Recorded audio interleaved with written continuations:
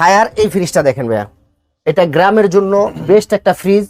আপনার গ্রামে চালাইতে পারবো। ফ্রস্টের একটা ফ্রিজ, এটা হলো ফ্রস্ট। আচ্ছা, এই যে এগুলো কি? এগুলো ভাইয়া এই যে শীট আছে না, শীটের পানির দাগ, এটা কোনো জং না, পানির দাগ। হ্যাঁ, আচ্ছা। এই যে দেখেন ট্রেগুলো দেখেন, এই যে ট্রেগুলো একদম ফ্রেশ ভাইয়া। এরপরে এই দেখেন এই জিনিসটা একটু দেখেন, এই দেখেন একদম ফ্রেশ ভাইয়া। হ্যাঁ, এটা হলো হায়ারের মাল, একদম ফ্রেশ কন্ডিশন আছে।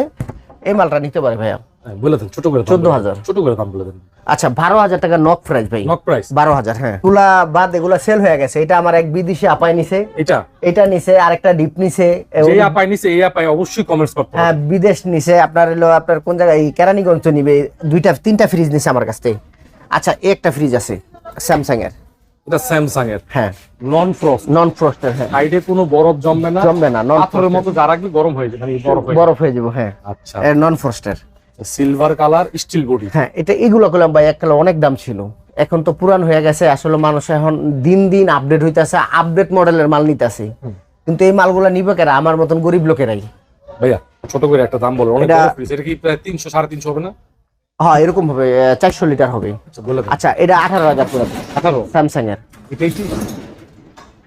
14 করে দেন জান। 14,000? হ্যাঁ, 14,000 করে দেন। দেখেন এত বড় ফ্রিজ কোন দোকানে দিতে পারবো ভাই? দেখি আবার দিতে পারবো ভাই? 14,000 টাকায়? আমার মনে হয় না ভাই। 14,000 টাকার ফ্রিজ দেখেন।